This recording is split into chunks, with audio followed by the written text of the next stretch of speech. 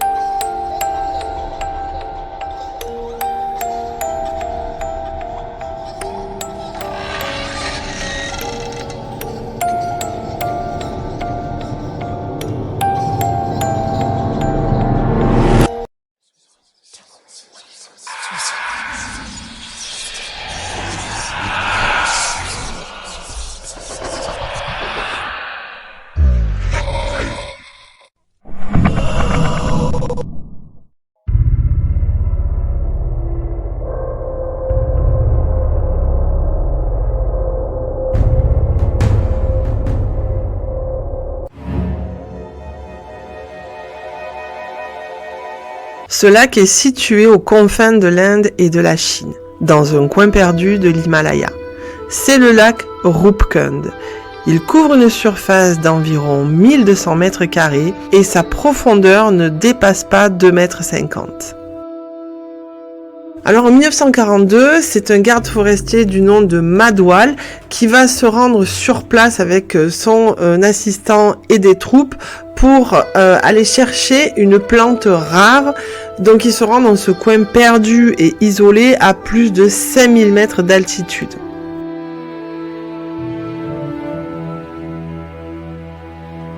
Il est intrigué par ce lac qui se trouve au pied d'un flanc de montagne et il décide de descendre pour aller voir ça d'un petit peu plus près. Et en s'approchant, c'est une vision d'horreur qui s'offre à ses yeux puisqu'il y trouve des centaines de cadavres tout autour du lac et dans ses profondeurs. La première question que va se poser Madhwal, c'est comment sont-ils arrivés là ?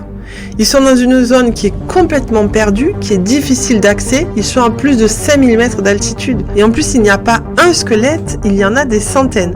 En réalité, il y en a 800. C'est un lac qui va être plein de rebondissements, de mystères. C'est pas pour rien qu'on l'a rebaptisé le lac au squelette. C'est un lac qui est très difficile d'accès. Pour y arriver, il faut 4 à 5 jours de marche pour des alpinistes aguerris.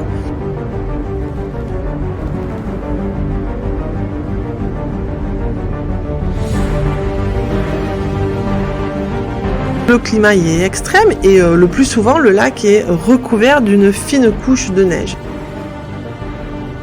Il est découvert tout au plus 2 mois de l'année, d'août à septembre. Madhwal et ses accompagnants ils vont être traumatisés par cette découverte. Tout le site était jonché de restes humains, de la chair collée encore à la plupart des os. Les visages grimaçants rendaient la scène encore plus hideuse. Nos porteurs étaient si terrifiés par cette vision épouvantable qu'ils ont pris leurs jambes à leur cou, persuadés d'avoir mis les pieds au pays des fantômes.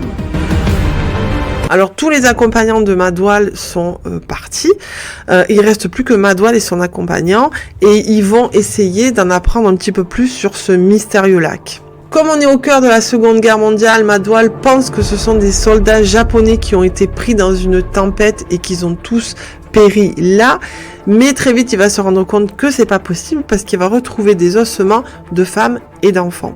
Il va y avoir un autre détail important, c'est que les deux hommes vont observer que les corps ainsi que les sandales en cuir que portent ces squelettes sont plus grandes que celles des locaux, ce qui indique plutôt une origine allochtone, c'est-à-dire qu'ils proviendraient d'un endroit différent.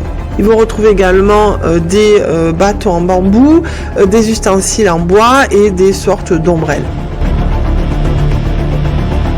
Alors Madhwal il va faire un rapport très précis de sa découverte, mais malheureusement les autorités ne vont pas lancer immédiatement une enquête. C'est vrai qu'en ce temps de guerre, il y a d'autres préoccupations, même si ce lac effectivement est très énigmatique. Et il va falloir attendre 1955 pour qu'un ministre indien donne une conférence de presse à propos de ce lac et les autorités vont dans la foulée lancer une expédition d'investigation. En plus de 10 ans, bien évidemment, le site il a complètement changé. Ils vont pas retrouver de squelette complet, d'autant plus qu'il y a avec les séismes et les avalanches de gros morceaux de flancs de montagne qui sont tombés et qui ont explosé les ossements un petit peu partout autour du lac et dans les profondeurs du lac. Ils vont quand même réussir à collecter quelques os, mais finalement le rapport final va être guère concluant. Alors pendant plus d'un demi-siècle, les scientifiques et les anthropologues vont patiemment récolter des informations à propos de ces ossements avec toujours plus de questions. Qui étaient ces gens? D'où venaient-ils? Pourquoi étaient-ils si nombreux à cet endroit? De quoi sont-ils morts et pourquoi si loin de toute civilisation? Quand est-ce arrivé? Catastrophe naturelle ou meurtre prémédité? Et s'ils ont été massacrés, qui est l'auteur de ce crime? Il va y avoir beaucoup d'hypothèses qui ne vont pas être pour la plupart avérées. Alors la première hypothèse serait celle d'un roi avec son épouse et ses troupes qui auraient tous péri dans une terrible tempête au 7e siècle. Mais l'analyse scientifique des ossements va révéler qu'ils sont bien plus anciens car pendant plusieurs décennies, on attribuera un âge d'environ 1200 ans. On va également évoquer l'hypothèse d'un pèlerinage qui paraît l'explication la plus plausible. Évidemment, le lac se situe dans un endroit qui est très dangereux et qui est souvent sujet à de violentes tempêtes. Donc, il est fort possible que parmi les squelettes du lac, on trouve aussi ceux de pèlerins qui sont morts pendant de précédentes processions et qui vont se mélanger aux ossements déjà présents. Entre 1955 et 2000, les études de ces squelettes vont être complètement mises de côté et donc les rapports vont être très rares et incomplets. En 2003, une étude de National Geographic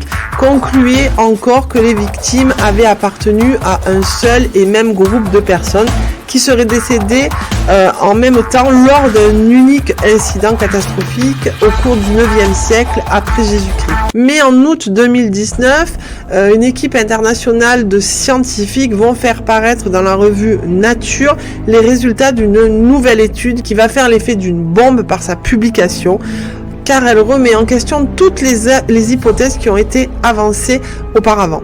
Menée durant 5 ans avec 28 co-auteurs issus de 16 institutions d'Inde, des États-Unis et d'Allemagne, ces travaux démontrent, en se basant sur des échantillons d'ADN prélevés sur 38 squelettes, que le site n'abrite pas mais plusieurs cohortes de cadavres. Et ce n'est pas tout. Ces corps sont parvenus sur place à plusieurs moments de l'histoire, répartis sur plus d'un millénaire. Après une analyse génétique et une datation au carbone de 38 corps, dont 15 femmes trouvées dans le lac, l'équipe a pu déterminer que leurs morts étaient séparées de plusieurs siècles. Le lac serait ainsi la sépulture de multiples groupes qui s'y sont retrouvés entre le 7e et le 10e siècle après Jésus-Christ.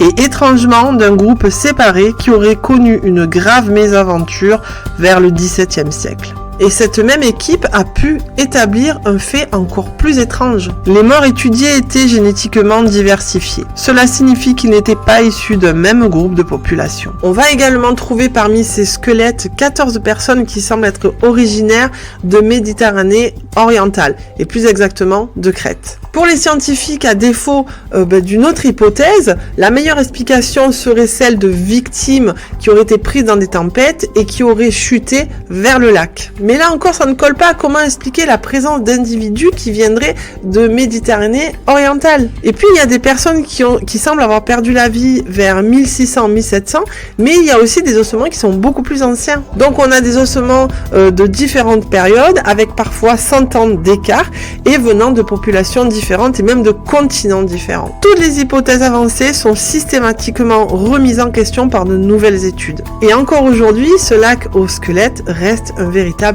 mystère.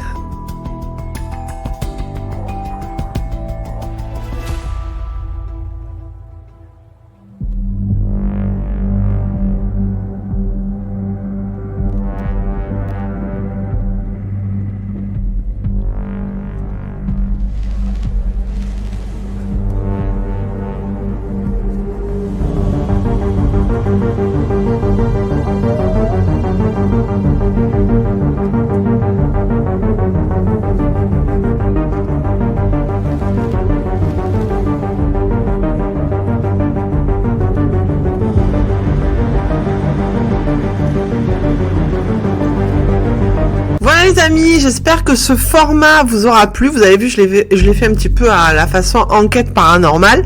J'espère que ça vous plaira. N'hésitez pas à me le dire dans les commentaires. Et j'espère que l'histoire du lac aux squelettes vous aura plu aussi. Et je vous dis à très bientôt pour une prochaine vidéo. Bisous à tous!